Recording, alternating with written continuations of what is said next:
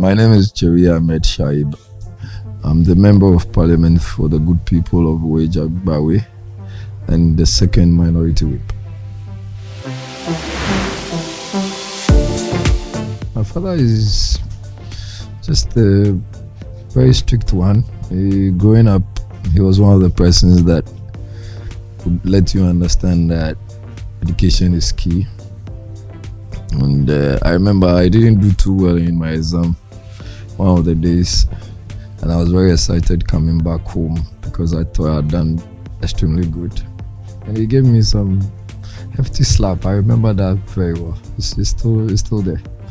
And I guess that perhaps culminated into me becoming a very serious student and reading a lot of courses and being extremely sound in education.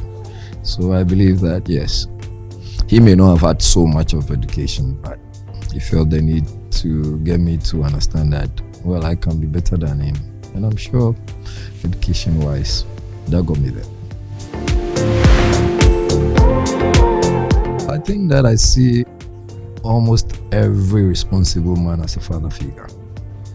I have had the opportunity of being around Honorable Stanley Niaji Blanson largely.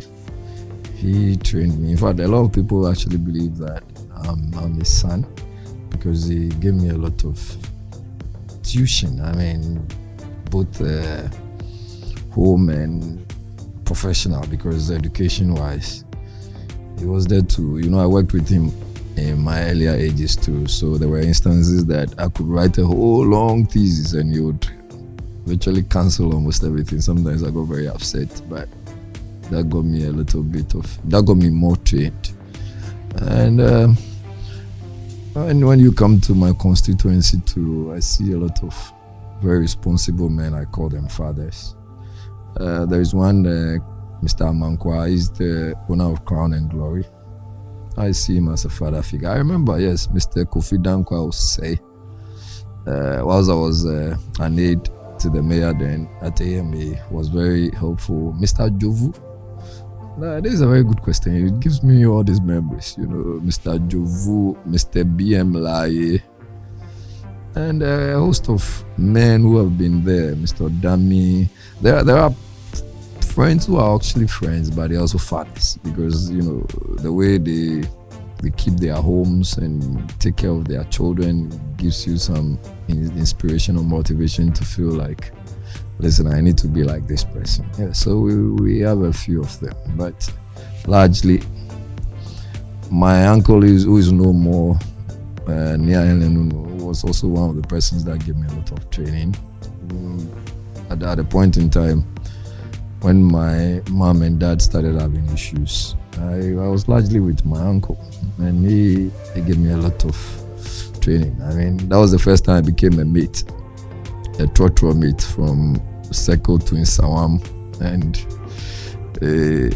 because Uncle George owned a vehicle that he was an accountant, a professional one as that. But anytime he closed from work, and then I was back from school, he's like, but I know I so these were kind of memories that gave me some hardliner training, and also made me very soft, because there were instances you could get people on trotro and they wouldn't even have money to pay, and so you would have to show some support or show some love to those people, because looking at people coming from Circle to Insawam, and some of them are actually younger.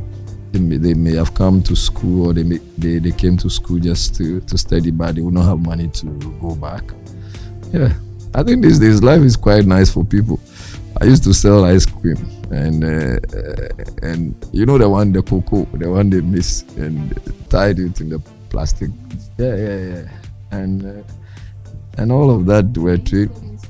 Yes, I was in school. We did that. My senior sister and myself, we did that normally on Saturdays, and then when we closed from school, we also did that. But it was the same father who would now tell you that you have to come for classes, So we had one teacher, I remember, Mr. Okai, because I wasn't very great in mathematics, so he would bring Mr. Okai to come and teachers. So you close from school around 1 or 2, go and sell ice cream around 2 to 4 or 5, and come back, and then Mr. Khan is there, and you do at least 2 hours. And I used to play football, so it was a problem.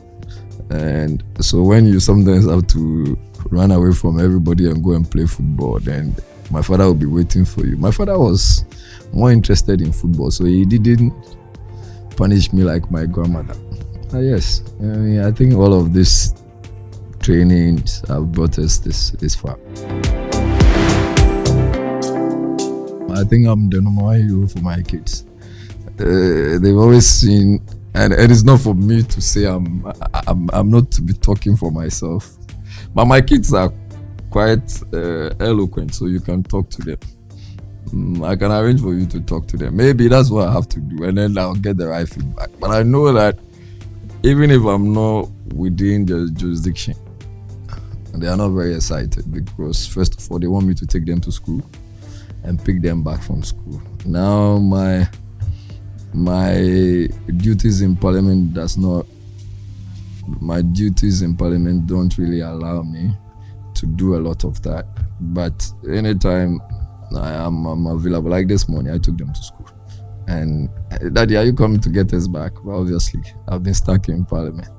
So, and anything they want, unless Daddy doesn't really have the money. And sometimes I try to explain to them.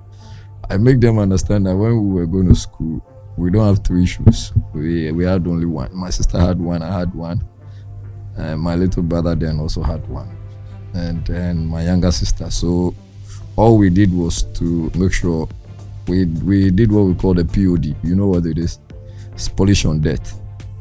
Yes, always make sure you are looking very good, irrespective of what you're feeling or going through.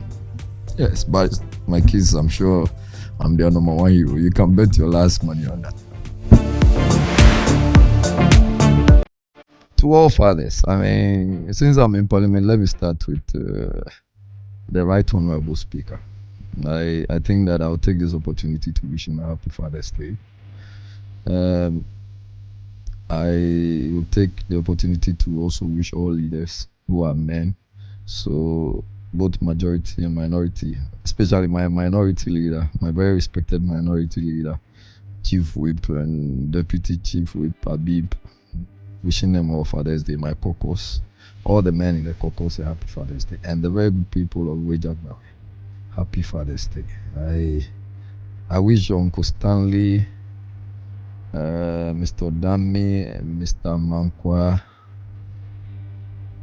me, Ayoku Football, and all the men and solid support staff, happy Father's Day.